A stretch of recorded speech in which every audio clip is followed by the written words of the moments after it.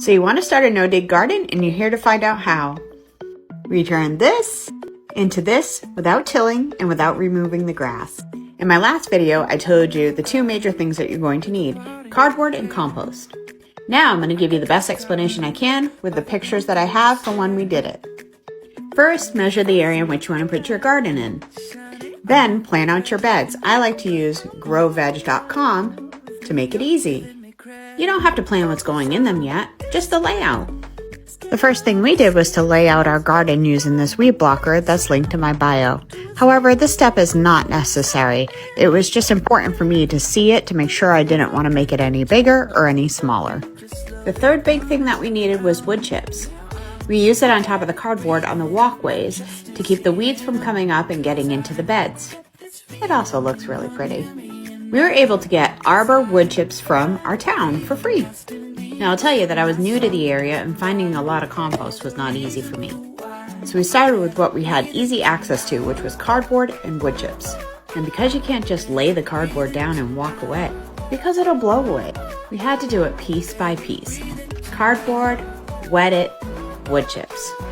This is what it looked like when the walkways were all done. Under those wood chips is cardboard. Make sure there is no gaps in your cardboard, there is no holes in your cardboard because the grass will find any way to come through. And then we noticed the weed blocker just wasn't doing it to kill the grass, so we pulled up all the bed areas and covered them with wet cardboard and then put the black weed blocker back on it until we could get the compost and the beds made. Make sure to put the weed blocker back on so the cardboard doesn't dry up and blow away. And we finally got compost. Now you're also going to need vermiculite and peat moss. By the way, this was the grass just 1 week after we put down the cardboard with the weed blocker on top. Building sides for your beds are not necessary. However, our garden is located on the side of our house and visible from the front of our house, so we want to make it look pretty. Plus, it does a good job of keeping the compost in and defining our walkway. So as you go to fill your beds, make sure to check all of your cardboard and that there's no gaps or spaces. The best thing to use is 1/3 compost, 1/3 peat moss, 1/3 vermiculite.